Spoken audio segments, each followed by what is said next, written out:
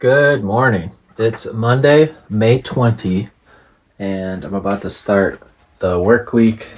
I've got a fresh list, and I'm trying out this new thing with these circles, so as I finish things, I can kind of keep a graph of how far along I am on it. But it looks like I've got an LP, an EP, another EP. This video is on there of actually finishing this video. Try to make it entertaining and fun.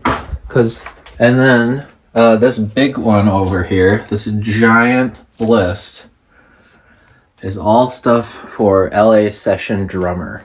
If I haven't told you about LA Session Drummer yet, let me pull up the website. Okay. lasessiondrummer.com. So this is my co-founder, Zach St. John. And LA Session Drummer is drum set sample libraries. And the cool thing about this particular company that we're starting, I'll just read you a little bit of our blurb. Los Angeles has been the home of a wide range of musical styles, from jazz and blues all the way to the biggest pop records ever produced. The city has provided session drummers with a wealth of opportunities to explore, experiment, and push the instrument to new heights. Along with that comes a wealth of knowledge, curation, specialization that only LA's most in-demand drummers can bring. In an era of flooded copycat sample libraries and drum replacement software, LA Session Drummer was founded with the vision of providing producers, composers, and drummers with the actual kits, cymbal choices, tuning methods, and recording techniques used by real working drummers in Los Angeles. And they also work seamlessly with electronic drum kits.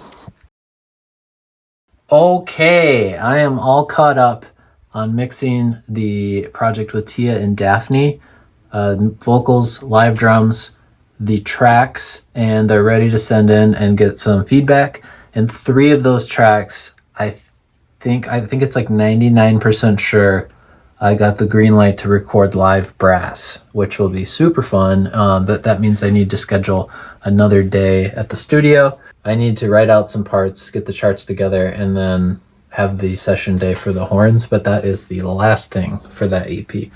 And then, like I said before, another thing that needs some attention right now is this project with LA Session Drummer, and I have the final versions of the drum kits, our first 2 drum kits. There's an 80s Gretsch kit, and then there's a DW Santa Monica series kit, and I can show you the user interfaces, right? So here is the DW. We have 3 windows in these. There's a mixer, a mapping window, and then the main window, and then you can see the kit info with all the instruments. And then also here's the other kit. This is the DW, this is the 80s Gretsch, and this is the DW. And then again, same thing over here. We got our mixer, mapping, and then all the kit info on the main page, which this kit actually has a legitimate Tama 1981 bell brass snare, which sounds pretty rad. And then, oh yeah, that's right, there was a thing, what was it? All right, these need to be down to -12. It's these kinds of things where I have to make sure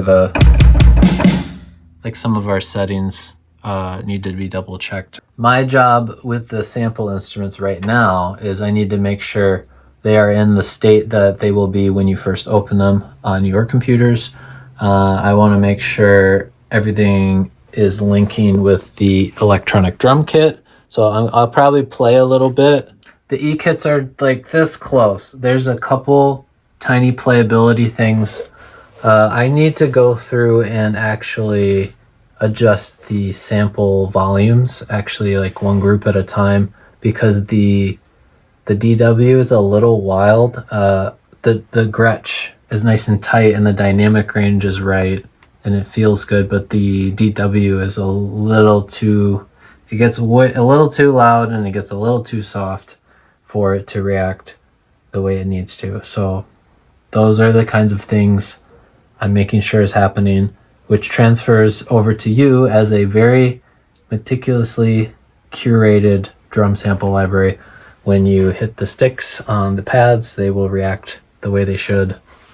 And when you're programming, it will feel really authentic because a lot of time and care has gone into making the sound that it should and that it needs to be a really great virtual drum kit. With that being said, I am going to continue working on the samples for a little bit, and then I think I'm going to call it a day. And tomorrow it's off to writing a new track.